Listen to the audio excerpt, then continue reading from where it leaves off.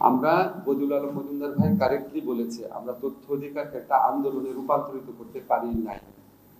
এখানে সুজনের অসীম একটা ভূমিকা ছিল, টিআইবিও কিছু কিছু ক্ষেত্রে তথ্য চেয়েছে, কিন্তু আরো সকল এনজিও, আমাদের অনেক এনজিও আছে, আমরা সবাই মিলে, আরো দু একজন হয়তো করেছেন, আমার এই মুহূর্তে নাম উল্লেখ করতে পারছি না, কিন্তু আমরা সবাই মিলে এটাকে ভারতের মতো একটা আন্দোলনে পরিণত করতে পারি না।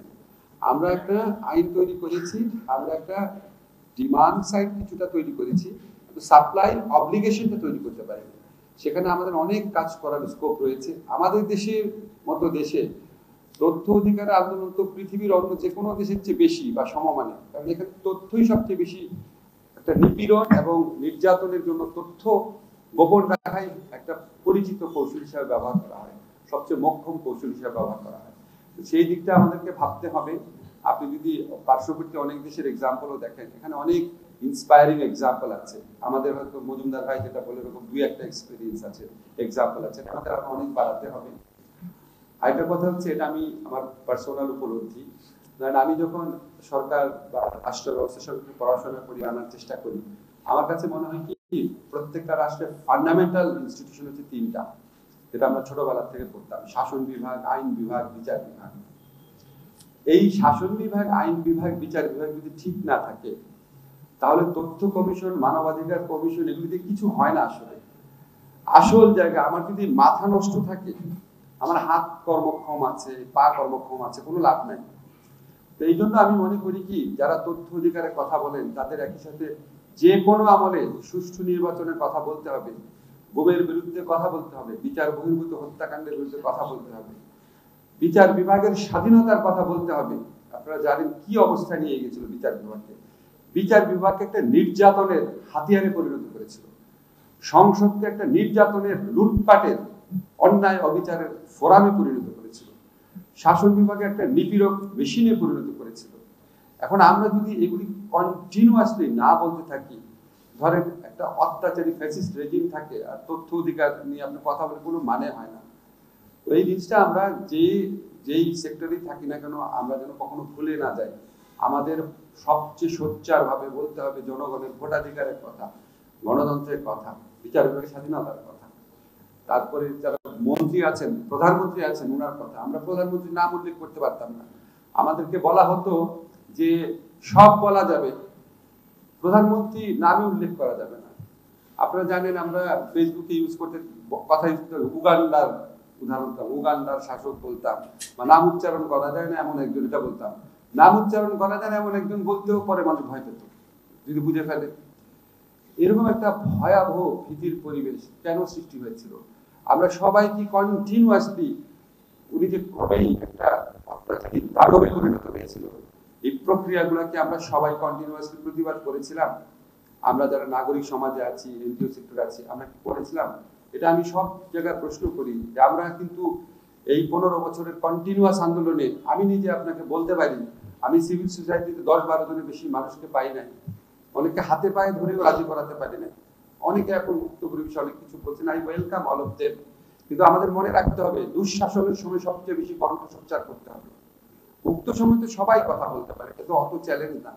আমি কিন্তু সত্যি নিজেকে মানবাধিকার চ্যাম্পিয়ন মনে করি, মানুষকে ভালোবাসি বলি। আমি যদি স্বেচ্ছাসেবী সংগঠন হই, সবচেয়ে খারাপ সময় আমাকে সবচেয়ে সোচ্চার হতে হবে। আমরাও যদি কোনো কিছু খারাপ করি, আবার যদি ভবিষ্যতে কোনো দুঃসময় আসে, তখন সবাইকে আমাদের এই অভিজ্ঞতা থেকে শিখতে হবে যে আমরা এই 15 বছরের যেই অকল্পনীয় দুঃশাসনের মধ্যে করেছিলাম, সেখানে আমাদের আসলে কালেক্টিভ কোনো ব্যর্থতা ছিল কিনা। এখান থেকে আমাদের শিখতে হবে, আমাদের খারাপ সময় আবার আসতে পারে, তখন আমাদের সবাই যেন আরো ভালোভাবে প্রতিরোধ করতে পারি। আরেকটা জিনিস হচ্ছে, আপনারা জানেন বিগত সরকার আমলে তথ্য অধিকার আইন হয়েছে, আবার তথ্য অধিকার বিনাশ করার মতো অনেক আইন হয়েছে। আপনারা সাইবার সিকিউরিটি অ্যাক্ট জানেন, এটা এমন একটা আইন, আমার কাছে আশ্চর্য লাগতো, আমি মানে হতবিহ্বল হয়ে যেতাম যে কোথায় কি তৎকালীন প্রধানমন্ত্রী আমি কি বলেছে। এটার জন্য একই সাথে আদালতের নির্দেশ এসেছে, একই ব্যাপারে একটা মার্ডার হলেও আপনি 2টা মামলা করতে পারেন না, পারবেন? একটা মার্ডার হলে 2টা মামলা করতে পারবেন না। তো মাহফুজা নাম কি বলেছিল, ওই একই কথাতে 80টা মামলা হয়ে গেল। এটা কোনো দেশের বিচার বিভাগ এটা অ্যালাউ করতে পারে? এটা সম্ভব? একই কারণে 80টা জায়গায় মামলা হবে। আবার যিনি আক্রান্ত হয়েছেন বলা হচ্ছে, যার মানহানি হয়েছে, উনি মামলা করতেছেন না, ভুরুঙ্গামারি ছাত্রলীগের একটা কর্মী মামলা করে দিচ্ছে। অরাজকতার একটা জঘন্যতম উদাহরণে পরিণত হয়েছিল বাংলাদেশ। এগুলি আমরা যেন কখনো ভুলে না যাই, সো দ্যাট এটা যেন কখনো বাংলাদেশের ফিরে না আসে। এই জন্য আমাদের সরকারের পক্ষ থেকে আমরা তথ্য অধিকার বিলাসী যে সমস্ত আইন ছিল, যে সমস্ত আইন করার পরিকল্পনা ছিল, সেগুলি বাতিল করার চেষ্টা করব, ক্ষেত্র বিশেষে সংশোধন করতে হবে। যেমন ধরেন সাইবার সিকিউরিটি অ্যাক্টরা অনেকের জনপ্রিয় দাবি হচ্ছে এটাকে বাতিল করে দেওয়া। আমি যখন লেখালেখি করেছি কখনো বাতিল করতে বলি নাই, কারণ এখানে দুই ধরনের অপরাধ আছে। একটা হচ্ছে কম্পিউটার অফেন্স, হচ্ছে স্পিচ অফেন্স। স্পিচ অফেন্স আমি বাদ দিব, কম্পিউটার অফেন্স হ্যাকিং করা বা ধরেন একটা মেয়ের সাথে ঘনিষ্ঠতার ছবি কম্পিউটারে দিয়ে ব্ল্যাকমেইল করার চেষ্টা করা, সেটাকে যদি আমি ক্রিমিনালাইজ করার থেকে বাতিল করি তাহলে দেশে অরাজকতা হয়ে যাবে। ফলে আমরা এই কিছু কিছু ক্ষেত্রে আইন সংশোধন করব এবং বিগত ফ্যাসিস্ট সরকার আমলে যে সমস্ত আইন করার চেষ্টা করা হয়েছিল বা একদম নিয়ার কমপ্লিশন স্টেজে ছিল, সেগুলি বাতিল করার চেষ্টা করব, খুব অচিরেই করব। আপনাদের একটা জিনিস বলে দেই যে আপনারা সংস্কার কমিশন হবে, বিভিন্ন বিষয়ে সংস্কার কমিশন রিপোর্ট দিবে। আমরা কিন্তু এই জন্য বসে থাকবো না। যে সমস্ত ক্ষেত্রে এখনই সংস্কার সম্ভব সেই সমস্ত ক্ষেত্রে আমরা আগেই করে ফেলবো। যেমন ধরেন সাইবার সিকিউরিটি অ্যাক্ট, তথ্য কমিশন যদি একটা হয়, কমিশন 3 মাস পর রিপোর্ট দেবে, সেটা আবার পলিটিক্যাল পার্টির সাথে কনসালটেশন হবে, তারপর সিদ্ধান্ত হবে। এই 6 মাস 9 মাসের প্রক্রিয়া যাওয়ার দরকার নেই। কিছু ক্ষেত্রে আমাদের সমাজে ইতিমধ্যে ঐক্যমত্য প্রতিষ্ঠিত হয়েছে যে সাইবার সিকিউরিটি একটা থরো একটা অ্যামেন্ডমেন্ট দরকার, রিফর্ম দরকার। এই সমস্ত ক্ষেত্রে আমরা অপেক্ষা করব না, যত তাড়াতাড়ি সম্ভব করব। আমার মন্ত্রণালয়ের পক্ষ থেকে ইচ্ছা আছে যে এরকম, ইনফ্যাক্ট আমি যখন দায়িত্ব নিয়েছিলাম আমি স্বতঃপ্রণোদিত হয়ে ইফতেখার ভাই, তারপর ফজলুল আলম মজুমদার ভাইকে বলেছিলাম আপনারা এই আইনগুলো দেখেন। পরে যখন আমরা সম্মিলিতভাবে সিদ্ধান্ত নিলাম যে আমরা সংস্কার কমিশন করব, তারপর এটা ওনাদের কাছে ইন্ডিভিজুয়ালি পার্সু করি নাই।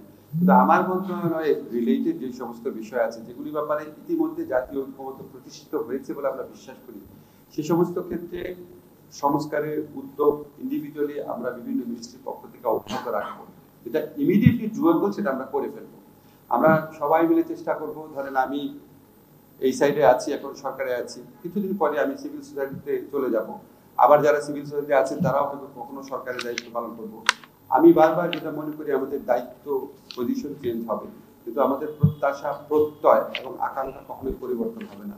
আমরা আমাদের এই দেশে আপনার বহু মানুষের রক্তের বিনিময়ে দেশ স্বাধীন হয়েছে, বহু মানুষের রক্তের বিনিময়ে ছাত্র জনতার একটা ঐতিহাসিক বিপ্লবের মধ্যে দিয়ে আমি মাঝে মাঝে ইমোশনাল হয়ে যাই যে এটা সম্ভব। আমরা চিন্তা করতে পারি 2 সপ্তাহের মধ্যে 1000-এর বা তার চেয়ে বেশি মানুষকে মেরে ফেলছে একটা সরকার।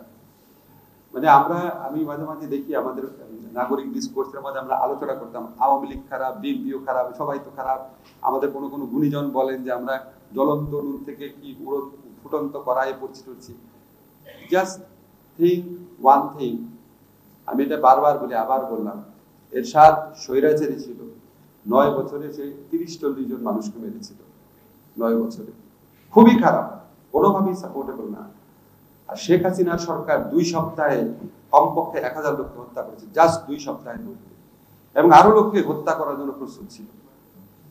আশ্চর্য ব্যাপার হচ্ছে এরকম একটা নির্মম মানে খুনি রেজিম, এটাকে সাপোর্টার মতো লোকজন আমাদের সিভিল সোসাইটিতে ছিল। আমরা এই ভুলগুলো যেন না করি। আমরা খারাপই, সে কোন দলের, সে কার সন্তান, সে আপনার কখন কি করেছে বা কি করবে, আমার নিজের সুবিধা কি হবে, সেগুলি যেন কখনোই আমাদের বিবেচনায় না আসে। আমরা সবসময় খারাপের পক্ষে থাকবো, খারাপের বিপক্ষে থাকবো, ভালোর পক্ষে থাকবো। আমাদের সিভিল সোসাইটির রোল যেন এরকমই হয়, এটাই আমার প্রত্যাশা থাকলো। আমরা সবাই মিলে অনেক সুন্দর একটা বাংলাদেশ গড়তে পারবো, এই আশাবাদ ব্যক্ত করে আমার বক্তব্য শেষ করছি।